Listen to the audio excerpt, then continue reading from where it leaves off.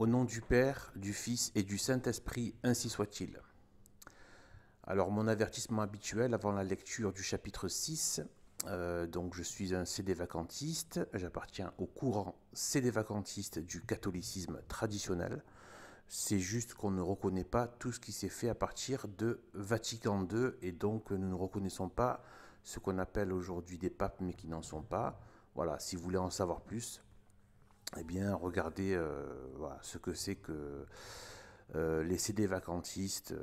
Voilà. Bon, en fait, on est de simples catholiques en vérité. On veut juste garder la foi telle qu'elle est et telle qu'elle a toujours été. Donc, je continue la lecture. On en est au chapitre 6 qui s'intitule « La cité du bien et la cité du mal ». Donc, du tome 1 du livre de Monseigneur Gaume, le traité du Saint-Esprit. Donc la cité du bien et la cité du mal. Des 4 vérités qui forment la base de cet ouvrage, 3 sont désormais constatées. 2 esprits opposés se disputent l'empire de la création. Il y a un monde surnaturel. Ce monde se divise en bon et en mauvais. Les 2 esprits sont, d'une part, le Saint-Esprit, l'Esprit de Dieu, esprit de lumière, d'amour et de sainteté, ayant à ses ordres des légions d'anges, appelés par saint Paul, esprit administrateur envoyé en mission pour prendre soin des élus. D'autre part, Lucifer ou Satan, l'archange déchu, esprit de ténèbres, de haine et de malice, commandant à une armée d'esprits pervers, sans cesse occupés à faire de l'homme le complice de leur révolte, pour en faire le compagnon de leur supplice. Dans un travail où il sera constamment question des agents surnaturels, il était indispensable d'établir avant tout ces dogmes fondamentaux sur lesquels repose d'ailleurs la vraie philosophie de l'histoire.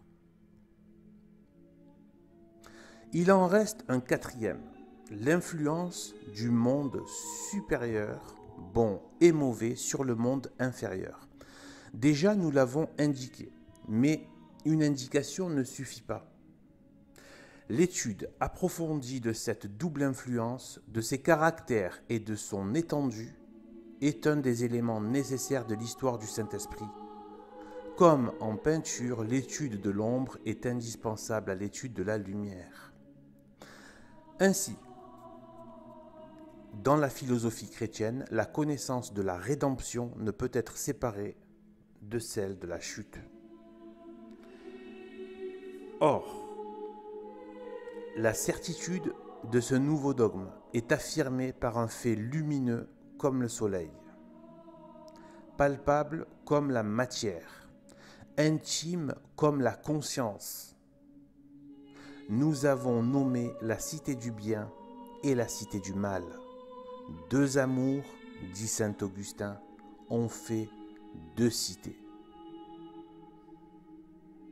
Les 2 esprits opposés, avec les forces dont ils disposent, ne sont pas demeurés oisifs dans les régions inaccessibles du monde supérieur. Leur présence dans le monde inférieur est permanente. S'ils restent invisibles en eux-mêmes, leurs œuvres sont palpables. Telle est leur influence, que chacun d'eux a fait un monde où, pour répéter le mot du grand docteur, une cité à son image.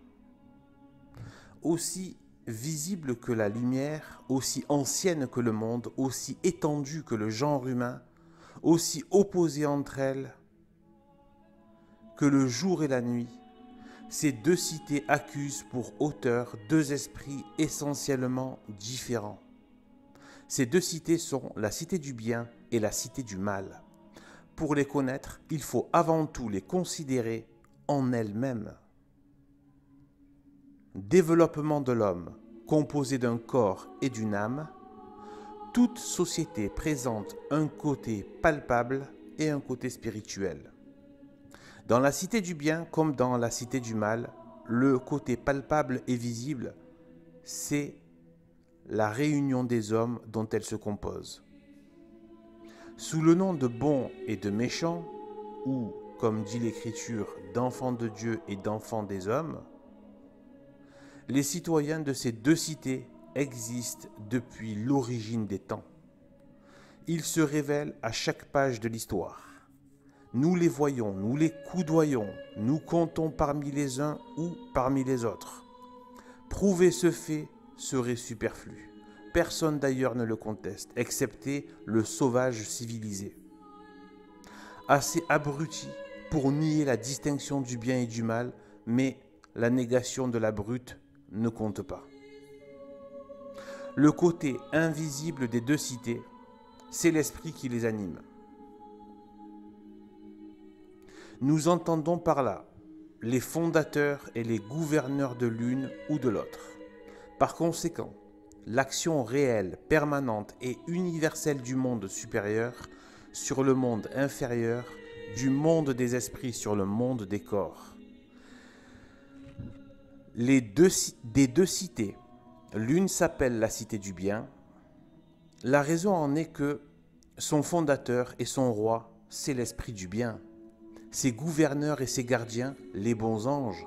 Ses citoyens, tous les hommes qui travaillent à leur déification, conformément au plan tracé par Dieu lui-même. Cette cité est l'ordre universel. Elle est l'ordre parce qu'elle prend pour règle de ses volontés la volonté même de Dieu, ordre souverain. Elle est l'ordre parce que sa pensée coordonnant le fini à l'infini, le présent à l'avenir, elle tend à l'éternité, objet de tous ses efforts et de toutes ses aspirations.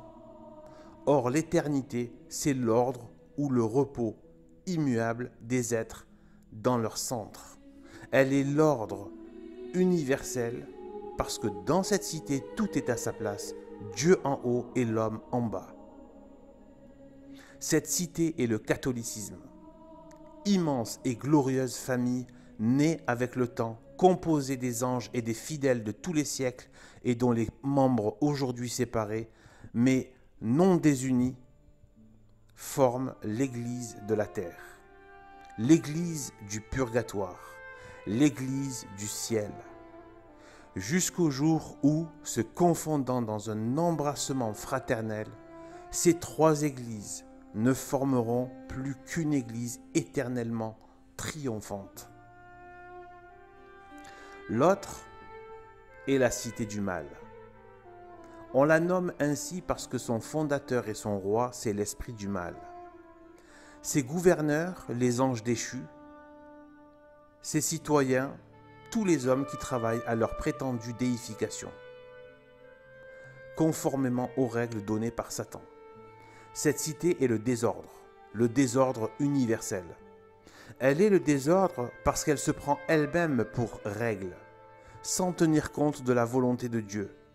Elle est le désordre parce que, brisant dans sa pensée les rapports entre le fini et l'infini, entre le présent et l'avenir, elle se concentre dans les limites du temps, dont les jouissances forment l'unique objet de ses aspirations et de ses travaux.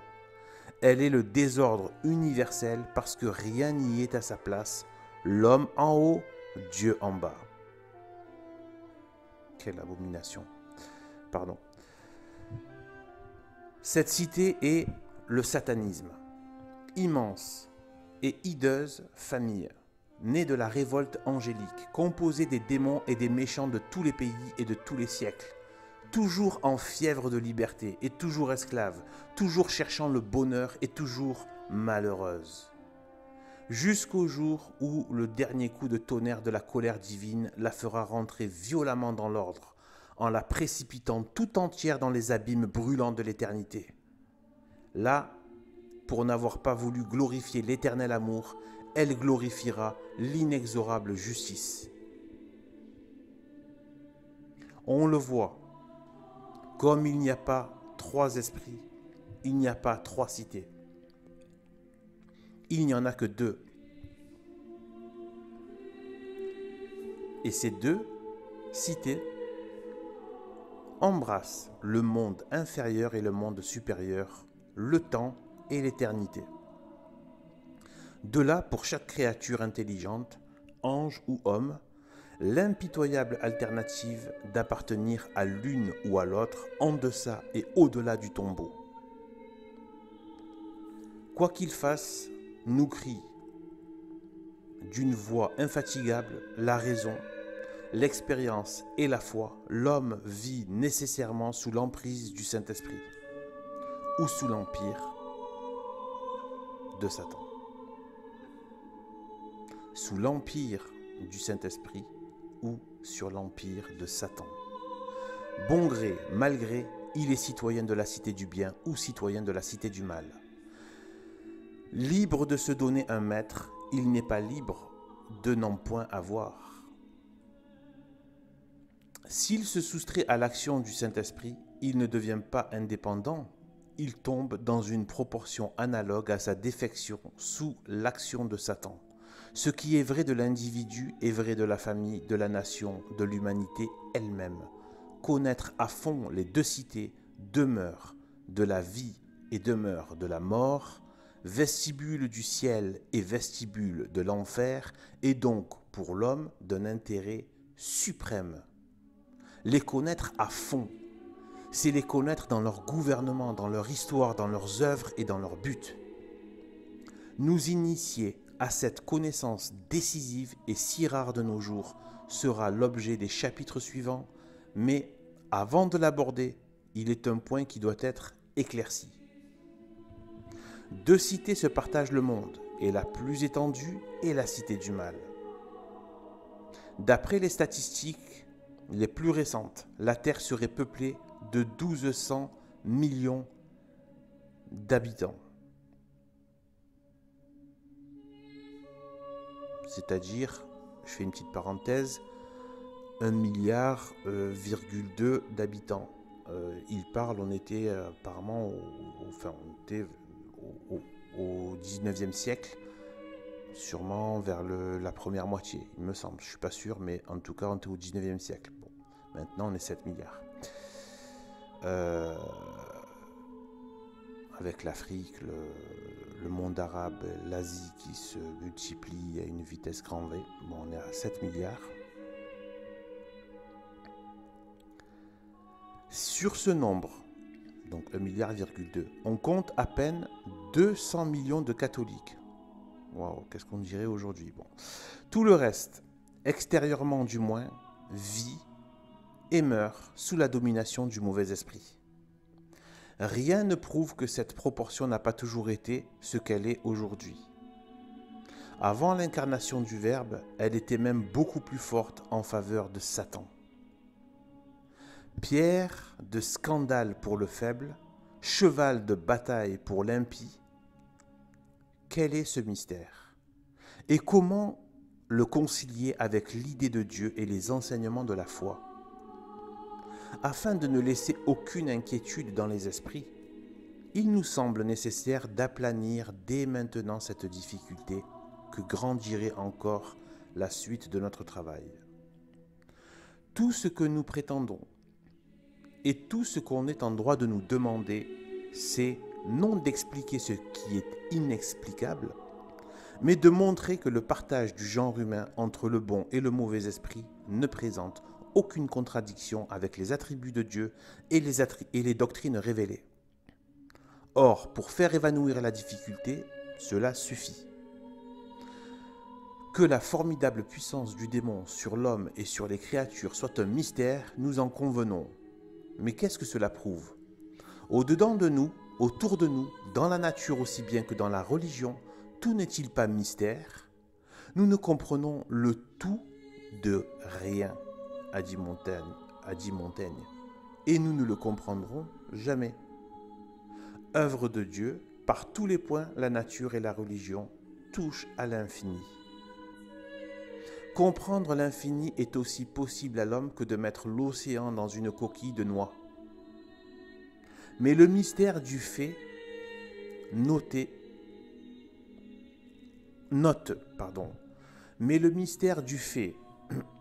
rien à la certitude du fait. Chacune de ces respirations est un acte de foi à d'incompréhensibles mystères.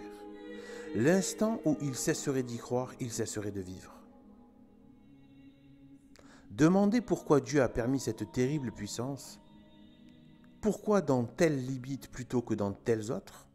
Questions impertinentes. Qui est l'homme pour demander à Dieu raison de sa conduite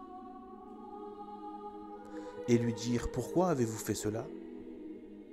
S'il l'ose, malheur à lui, car il est écrit « Le scrutateur de la majesté sera écrasé par la gloire. » 2 fois malheur s'il osait ajouter « Puisque je ne comprends pas, je refuse de croire. » Poser en principe une pareille prétention est le suicide de l'intelligence.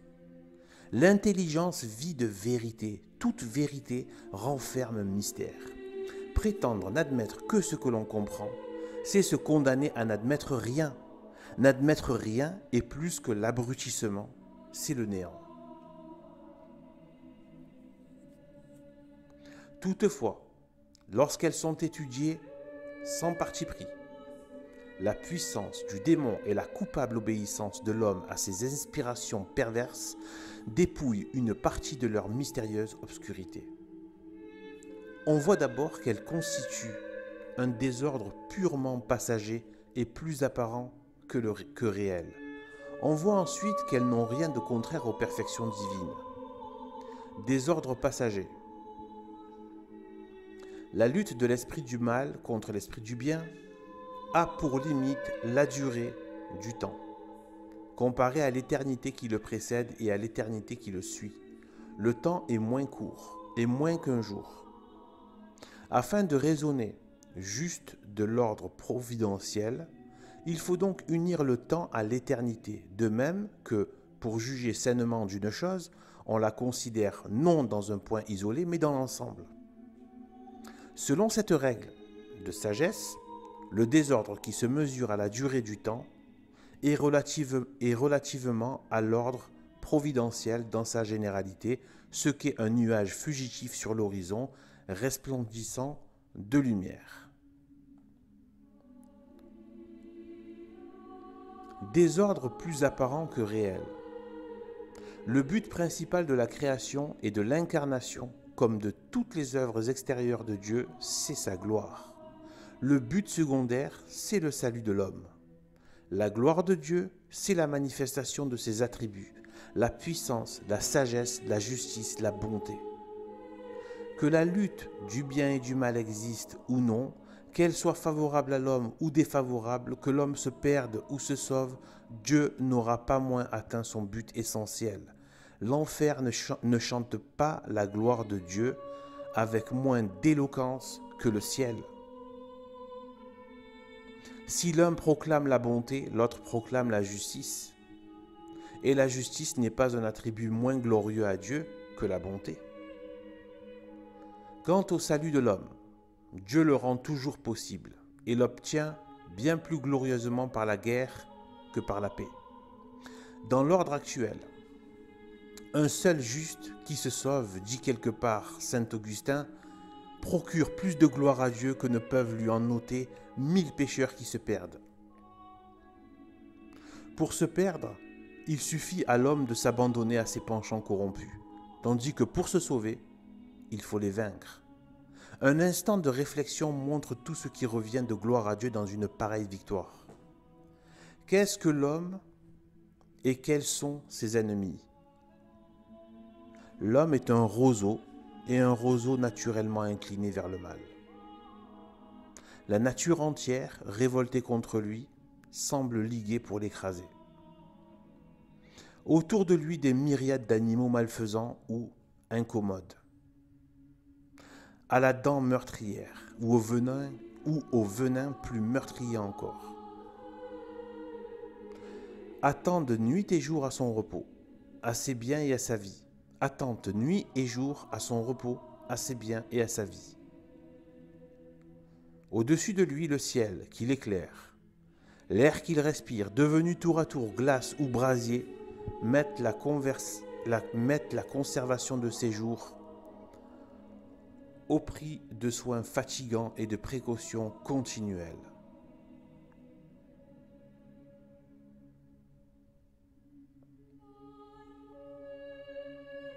En perspective, lui apparaît, au terme de sa douloureuse carrière, la tombe avec ses tristes mystères de décomposition. En attendant, la maladie sous toutes les formes, avec son innombrable cortège de douleurs plus vives les unes que les autres, l'assiège dès le berceau et le pousse incessamment à l'irritation, au murmure, quelquefois au blasphème et même au désespoir.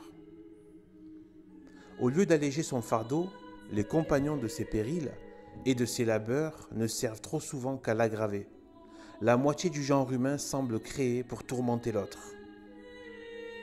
Condamné à cultiver une terre hérissée d'épines, il mange un pain presque toujours arrosé de sueur ou de larmes. Comme le forçat, il traîne péniblement sur le difficile chemin de la vie la longue chaîne de ses espérances trompées. Oh que c'est vrai. Je le redis tellement c'est beau. Comme le forçat, il traîne péniblement sur le difficile chemin de la vie la longue chaîne de ses espérances trompées. Aujourd'hui, riche et entouré, demain, pauvre et délaissé. Son existence physique n'est qu'une succession continuelle de mécomptes, de servitudes humiliantes, de travaux et de douleurs. Par conséquent, de tentations terribles. Pendant qu'au dehors, tout lutte contre lui, il est obligé de soutenir au-dedans une guerre plus redoutable encore. Enveloppé d'ennemis invisibles, acharné, infatigable, d'une malice et d'une puissance dont les limites lui sont inconnues. Pour comble de danger, il porte en lui-même des intelligences nuit et jour attentives à le livrer. Des pièges de toute nature sont tendus à chacun de ses sens, et le bien même lui devient une occasion de chute. Tel est l'homme.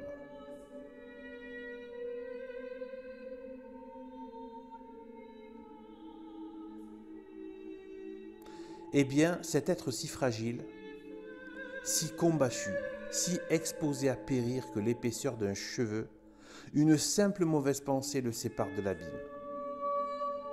Luttera pendant 60 ans sans tomber, ou s'il tombe quelquefois, il se relève, reprend courage et malgré la nature, malgré l'enfer, malgré lui-même, demeure victorieux dans le dernier combat.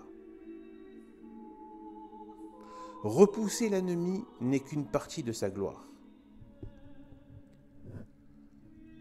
Voyez ce fils de la poussière et de la corruption, prenant l'offensive et s'élevant par l'héroïsme de ses vertus jusqu'à la ressemblance de Dieu, puis portant la guerre au cœur même de l'empire ennemi, renversant les citadelles de Satan, lui arrachant ses victimes, plantant l'étendard de la croix sur les ruines de ses temples, guérissant ce qu'il avait blessé, sauvant ce qu'il avait perdu, et au prix de son sang joyeusement versé, faisant fleurir l'humilité, la charité, la virginité dans des millions de cœurs, jusqu'alors esclaves de l'orgueil, de l'égoïsme et de la volupté. Ce spectacle d'un héroïsme que les anges admirent et dont ils seraient jaloux, si la jalousie trouvait accès dans le ciel, n'aurait jamais eu lieu sans la lutte. Grâce à elle, tous les siècles l'ont vu, tous le verront, et au jour des manifestations suprêmes, les nations assemblées accueilleront par d'immenses acclamations ce magnifique triomphe de la grâce que Dieu lui-même couronnera d'une gloire éternelle en faisant asseoir le vainqueur sur son propre trône. D'ailleurs, il faut bien remarquer que ce n'est pas Dieu qui a donné aux démons son terrible empire sur l'homme, c'est l'homme lui-même. La puissance du démon lui vient de l'excellence même de sa nature. Ange, le péché ne lui a rien fait perdre de ses dons naturels, ni de sa force, ni de son intelligence, ni de son activité prodigieuse. L'empire naturel qu'il a sur nous il l'exerce avec plus ou moins d'étendue suivant les conseils divins et trop souvent suivant la permission que nous-mêmes avons l'imprudence de lui donner. Dans le premier cas, la puissance du démon, comme on le voit par l'exemple de Job et des apôtres, est contrebalancée par celle de la grâce, en sorte que la victoire nous est toujours possible et le combat même toujours avantageux. Dieu est fidèle, dit saint Paul, et il ne permettra pas que vous soyez tentés au-delà de vos forces. Il vous fera même profiter de la tentation afin que vous puissiez persévérer. Dans le second, l'homme doit s'en prendre à lui seul de la puissance tyrannique du démon. Ainsi, Adam connaissait beaucoup mieux que nous le monde angélique. Au moment de la tentation, il savait parfaitement quelle était la redoutable puissance de Lucifer et à quel tyran il se vendait en désobéissant à Dieu. Il possédait d'ailleurs tous les moyens de rester fidèle et en connaissait les motifs. Afin de l'honorer à l'égal des anges, Dieu lui avait donné le libre arbitre. Le Créateur, dont la sagesse avait attaché la béatitude surnaturelle des esprits angéliques à un effort méritoire, était-il obligé de créer l'homme impeccable ou de le couronner sans combat? Or, malgré les lumières de sa raison, malgré le cri de sa conscience, malgré le secours de la grâce, Adam désobéit à Dieu pour obéir au démon et il devient son esclave. Dans tout cela, Dieu n'est pour rien. La puissance tyrannique du démon sur le premier homme est le fait du premier homme. La tentation d'Adam est le type de toutes les autres. Lorsque nous y succombons, nous donnons volontairement prise sur nous à notre ennemi. Dieu n'y est pour rien, si ce n'est pour l'outrage qu'il reçoit de notre injuste préférence. Que dis-je, dans le mal que l'homme se fait à lui-même en se livrant au démon, Dieu intervient pour le prévenir et pour le réparer. Il le prévient afin de mettre Adam et ses fils à l'abri des séductions du tentateur. Il les pourvoit de tous les moyens de résistance et leur annonce clairement les suites inévitables de leur infidélité. Si vous désobéissez, vous mourrez. Adam brave cette menace. Ses descendants l'imitent. Le déluge vient venger Dieu outragé et l'homme s'obstine dans sa révolte. À peine la catastrophe passée, les descendants de Noé tournent le dos au Seigneur et de gaieté de cœur se livrent au culte du démon. Malgré de nouvelles menaces et de nouveaux châtiments, Satan devient le Dieu et le roi de ce monde. Ce que firent les pécheurs d'autrefois, nous le voyons faire par les pécheurs d'aujourd'hui. À qui doivent-ils s'en prendre de la formidable puissance du démon et de leur déplorable esclavage? Je vois un père plein de tendresse et d'expérience qui dit à son fils aîné « Ne me quitte pas. Si tu t'éloignes de moi, tu tomberas dans un abîme, au fond duquel est un monstre prêt à te dévorer. » Le fils désobéit, tombe dans l'abîme et devient la proie du monstre. L'exemple du frère aîné ne rend pas les autres enfants plus sages, et ils tombent dans l'abîme où le monstre les dévore. Est-ce à leur père que ces enfants peuvent imputer leur malheur? Dans ce père, voyons Dieu. Dans ces enfants indociles, voyons Adam.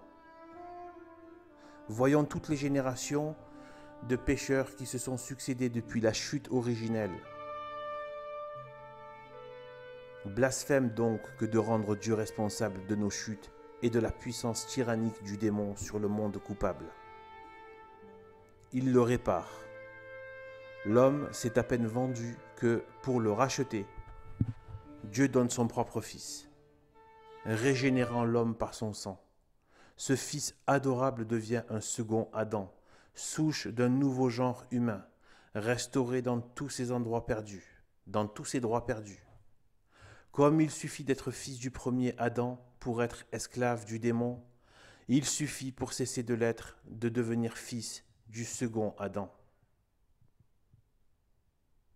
Ainsi, dans la puissance laissée au démon par la sagesse infinie, il ne faut voir que deux choses. La première, une condition de l'épreuve. nécessaires à la conquête du royaume éternel. La seconde, la grandeur de la récompense qui sera le fruit d'une victoire si chèrement achetée. Reste à savoir comment on devient fils du second Adam. Et si tous peuvent le devenir.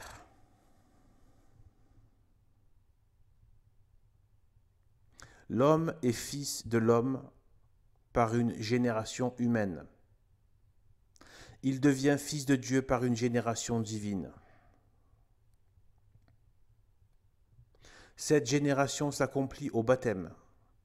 Ici reparaît comme une objection insoluble l'immense empire du démon à toutes les époques de l'histoire. D'une part, Dieu veut le salut de tous les hommes. Il le veut d'une volonté positive puisque son Fils est mort pour tous les hommes. Or, le salut n'est pas seulement la possession d'un bonheur naturel après la mort, ni l'exemption des peines de l'enfer, mais bien le bonheur surnaturel qui consiste dans la vision intuitive de Dieu. D'autre part, nul ne peut être sauvé sans être baptisé. Comment concilier avec l'ancien état du genre humain et la statistique actuelle du globe, la possibilité du baptême pour tous les hommes? Quels moyens ont eu et ont encore d'être baptisés tant de milliards de créatures humaines, complètement étrangères au christianisme?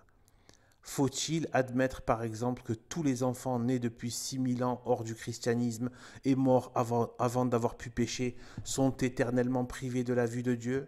S'il en est ainsi, comment établir que Dieu a suffisamment pourvu à la réparation du mal? Mystère que tout cela. Mais nous le répétons, pour être mystérieuse, une vérité n'est pas moins certaine. Or, que Dieu ait suffisamment pourvu à la réparation du mal en donnant à chaque homme tous les moyens de se sauver est une vérité aussi certaine que l'existence même de Dieu. Admettre qu'il en est autrement serait admettre un Dieu sans vérité, sans puissance, sans sagesse, sans bonté infinie. Un Dieu qui veut la fin sans vouloir les moyens. Un Dieu qui n'est pas Dieu, un Dieu néant. Cette réponse du simple bon sens est péremptoire et on pourrait s'en tenir là. Nous essaierons néanmoins quelques explications dans le chapitre suivant. Fin de cette partie. Au nom du Père, du Fils et du Saint-Esprit, ainsi soit-il.